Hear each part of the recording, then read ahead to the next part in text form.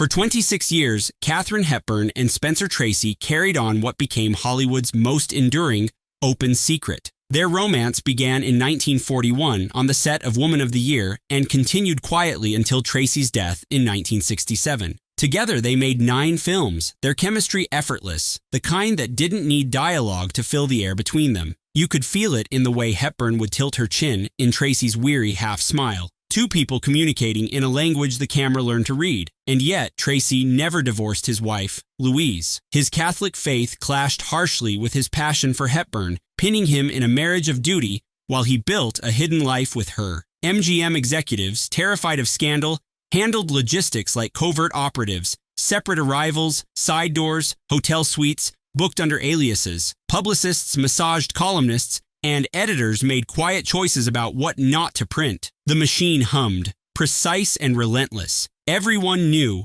and no one said a word. That was the bargain of the era. As long as the stars shone bright and the ticket lines stayed long, the press would look away. Hepburn played her part with iron discipline. She was fiercely independent on screen, a woman who could verbally outbox any man. Off-screen, she chose silence. She paused her career to care for Tracy when his health failed, administering medication, cooking simple meals, reading scripts aloud when his energy faded. It was devotion, but devotion in the shadows. When Tracy died in 1967, she did not attend the funeral. She refused to complicate the grief of the family that, officially, was his only family. Later, she would speak carefully, "I could never break up his home." The paradox is the heartache. 2 of the most powerful actors in Hollywood, and still powerless to claim what they had. The love endured. The permission never came. And if you think elaborate secrecy was reserved for affairs of the heart, wait until you see how the industry hid an affair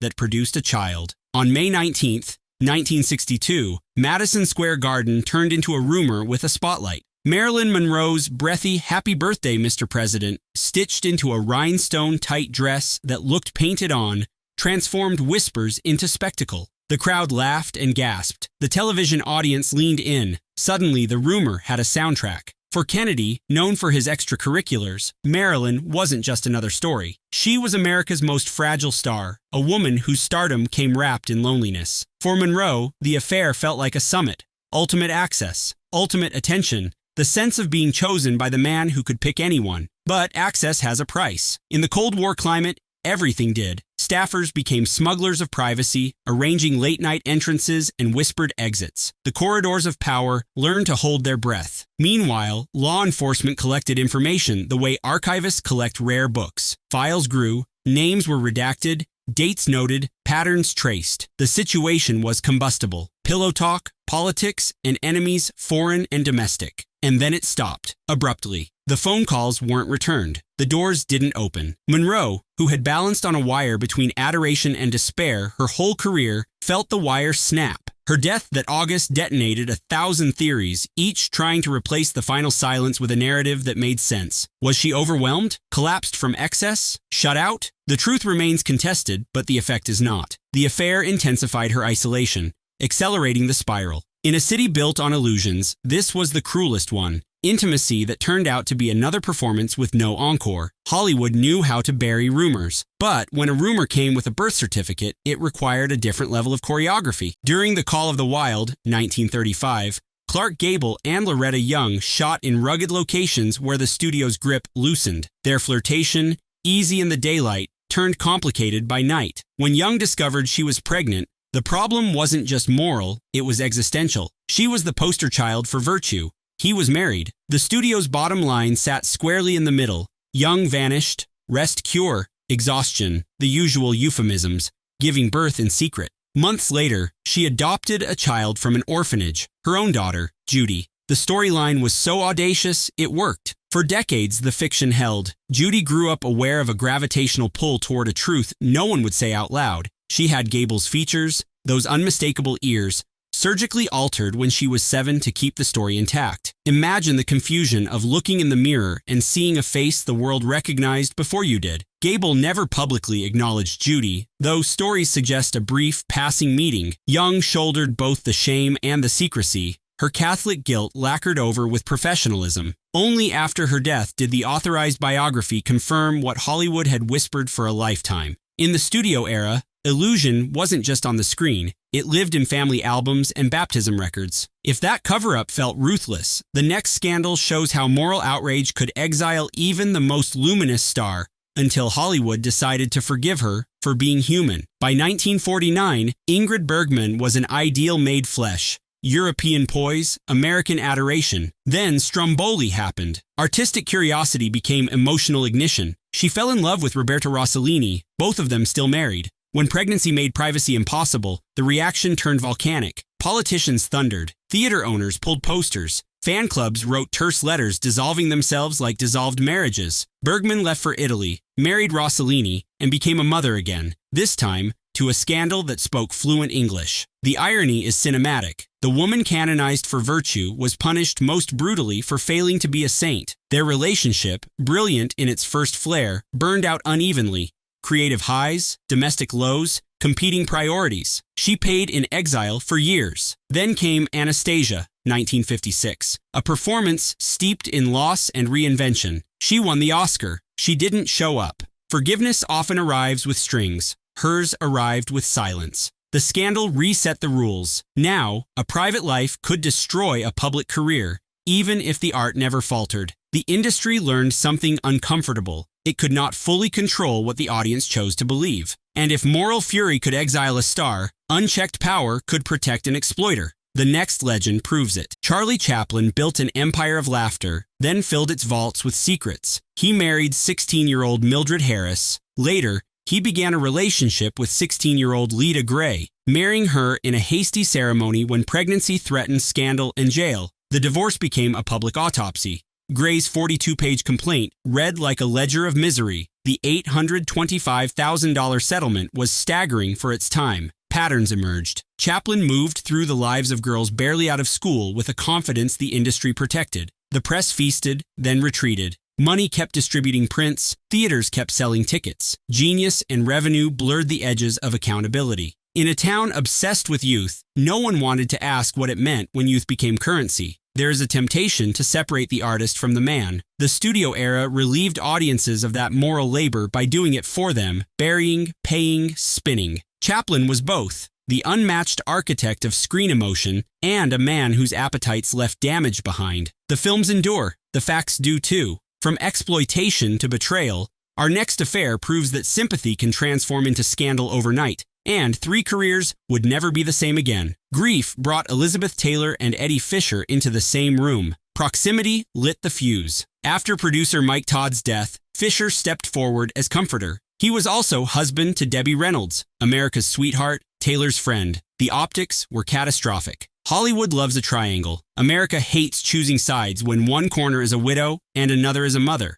Sponsors bolted from Fisher's TV show. Record sales dipped. He wore the consequences like a suit that never fit again. Taylor, kinetic and unapologetic, moved forward with him, wedding vows drowning out the chorus of boos. Reynolds played the abandoned wife with a steadiness that recalibrated her career. The public loves grace under betrayal, and she supplied it in measured teaspoons. The marriage, born of kindling and flash paper, burned quick. Taylor would go on to Richard Burton, and a scandal that made this one look quaint. Fisher never recovered his footing. In the end, the narrative that stuck was cruel in its efficiency. Taylor the temptress, Reynolds the survivor, Fisher the cautionary tale. If that was a story of hearts and headlines, the next is Money and Ruin. Proof that an affair can cost more than reputation. It can cost a fortune. Gloria Swanson met Joseph P. Kennedy Sr. at a crossroads. Silent film royalty staring down the new grammar of sound, and a banker with an eye for leverage. Their affair was champagne in crystal.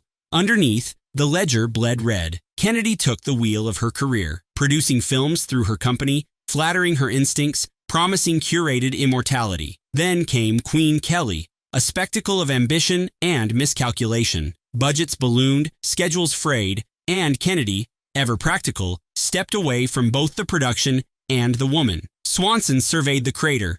Money evaporated. Trust did too. He returned to Boston politics and family mythology. She rebuilt, brick by brick, in a marketplace that punishes actresses for daring to age. Swanson eventually wrote the truth, long after the men who might contest it had recast themselves as pillars. Her story is the counter-narrative to the glamorous myth, the cost of being a muse to a man who loves power more than people. If betrayal can be financial, it can also be generational, an entire system protecting a star who should have faced consequences. Enter Errol Flynn. Errol Flynn swaggered on screen and slalomed off it. In 1942, he was charged with underage relations after two teenage girls accused him of misconduct. The trial played like theater, defense as character assassination, prosecution as uphill sprint. Warner Brothers deployed the full apparatus, press releases, planted profiles, smiling photographs of Flynn holding puppies. He was acquitted. The culture minted a phrase, "in like Flynn," as if charm could be a legal defense. Years later, in failing health, Flynn paraded his relationship with 15-year-old Beverly Adland in an uneasy blend of mentorship and control, casting her, traveling with her, introducing her with a smirk and a dare. Publicists downplayed, columnists winked. The machine worked because audiences wanted the fantasy more than they wanted the facts. Flynn died at 50, embalmed in anecdotes. The cost of his legend was paid by girls whose names the public never learned to pronounce correctly. In Hollywood, some reputations are Teflon, others are tissue. Now, for a woman who refused tissue, she wore armor made of candor. And it cost her too. Tallulah Bankhead treated privacy like a dare. Where peers built careful facades, she told the punchline first. Lovers of every gender, late nights, big appetites, bigger quotes. Her magnetism was volcanic. She didn't enter a room so much as tilt it toward herself. Publicists prayed, editors sharpened pencils. Her rumored lovers included Greta Garbo, Marlene Dietrich, Gary Cooper, Joan Crawford, names enough to power a decade of gossip columns. She delivered her lines with a rasp that sounded like a match being struck. My voice? Darling, it's from crawling across gravel driveways at dawn, America blushed. Broadway applauded. Hollywood hedged. She was brilliant. Impossible to package for the church picnic fantasy the studios sold by the crate. Bankhead made a career of being unmanageable, a sin in a system designed to control. She worked everywhere, stage, radio, film, television, leaving scorch marks instead of neat footprints. History has a way of rewarding risk late. Today, her refusal to lie looks like a manifesto scribbled in lipstick. But if Bankhead's honesty unsettled the studios, another pair, Crawford and Gable, unsettled the one thing MGM prized above all: control. Joan Crawford and Clark Gable lit up 8 films together and a decade and a half of backlot whispers. Their connection had the intensity of weather systems, arriving, breaking, returning, indestructible over time. MGM's brass tried to regulate the thunder, staggered shooting schedules, friendly photo ops with spouses, strategic separations that never stuck. They married others, divorced others, married again. The magnetism held. At parties, they'd orbit until the gravity snapped them into the same corner. Crawford later admitted Gable was the love that set the bar too high for comparisons. For him, she was a match. Ambition for ambition, appetite for appetite. It was the studio era's great unscripted romance. Inconvenient, persistent, and more real than anything the fan magazines could stage. Hidden love wasn't limited to straight couples. The next story is a masterclass in coded domesticity. 2 leading men building a home the industry refused to name. For 12 years, Cary Grant and Randolph Scott shared homes, Spanish tiles, sunlit kitchens, a pool that reflected 2 silhouettes rather than one. Fan magazines ran spreads that look, to modernize, like a couple's lifestyle features. The men grilling, reading papers, goofing with hand weights. Publicists called them bachelor buddies. And America nodded along because the alternative required an imagination the industry didn't permit. As Grant's star rose, the studio calculus changed. Marriages appeared on cue, dissolving at convenient intervals. Scott played the game too. The goal wasn't happiness, it was plausibility. Still, the photographs remain. 2 men at ease, unafraid of the camera because they had learned to trust its blindness. The domesticity ended when Grant married Barbara Hutton, a union too public to coexist with secrets. Yet those dozen years glow in the archive, a quiet rebellion staged with breakfast plates and matching deck chairs. 2 women, meanwhile, staged a different kind of rebellion, the art of denial so complete it became performance. In 1925, Berlin, the world's most magnetic eyes allegedly met across a Weimar night. Greta Garbo and Marlene Dietrich, both on the cusp, worked in the same orbit and, according to deep research and persistent lore, spun briefly together.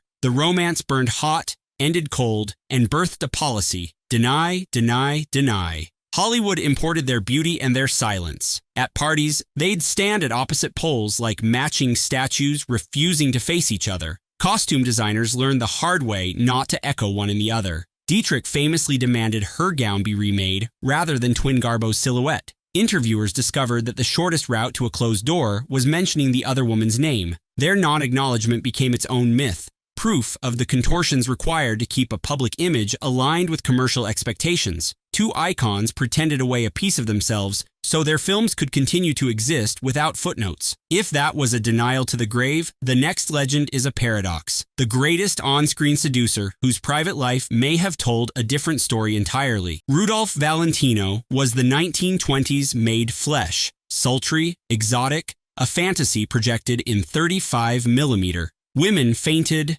men bristled. Columnists coined new metaphors to capture the temperature in a room when he appeared. Off-screen, rumors wove together a very different story. His first marriage to Jean Acker ended almost as soon as it began. Acker was known to prefer the company of women and even locked him out of their wedding night suite. His second, to Natasha Rambova, was seen by some as more of a carefully crafted partnership. Clever for publicity, but complicated when it came to matters of the heart. A columnist mocked him as effeminate, and Valentino, cornered by machismo's rules, challenged him to a boxing match. The spectacle worked as image maintenance. It did nothing to quiet the talk. Historians later mapped his connections to gay Hollywood's careful networks, parties with codes at the door, friendships that read like alliances. Then came the rupture no image can withstand. His death at 31, sudden and awful. New York turned into a city of grief. Crowds flooded the streets. Stories of women ending their lives shadowed the news. The irony feels almost scripted by the gods. A world mourning the lover who may never have desired them the way they desired him.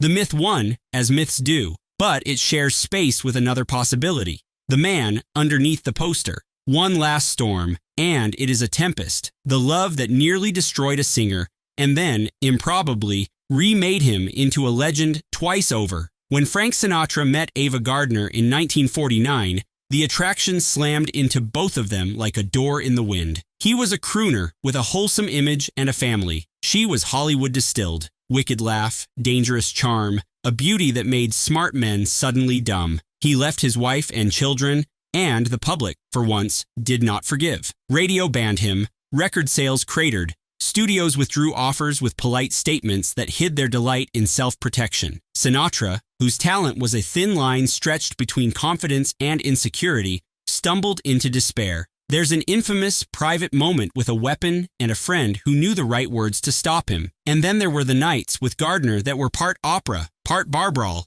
jealousies that crackled, reconciliations that could light cigarettes, the rhythm of two people who loved each other the way weather loves the coast, beautifully and destructively. They married. They broke each other's hearts. They tried again. When it finally ended, Sinatra stood in a career crater and then performed a miracle. He begged for a small role in From Here to Eternity, delivered a performance that rearranged his reputation, and won an Oscar. The boyish idol dissolved. In his place stood a man who had been burned and now knew how to sing in smoke. Gardner later admitted he was the love of her life. She also admitted they were terrible for each other. Both can be true. In Hollywood, they often are. Behind the studio gloss, these affairs were not publicity stills. They were living, dangerous things. Costly, ecstatic, ruinous, redemptive. The machine around them printed posters, booked premieres, and fed columnists acceptable stories. But the real stories of secrecy and loyalty, of exploitation and courage, played out in quiet rooms, on location in far-off places, between the lines of contracts, and sometimes disastrously in court. They show us how the golden age manufactured fantasy while its stars negotiated reality. And in that friction, between what audiences demanded and what people needed, lies the most enduring legend of all. That fame solves everything. It doesn't. It only turns the lights up brighter. Did any of these dalliances shock you? Are there any other golden age stars you would like to know more about? If so, please like, subscribe, and drop a comment in the box below.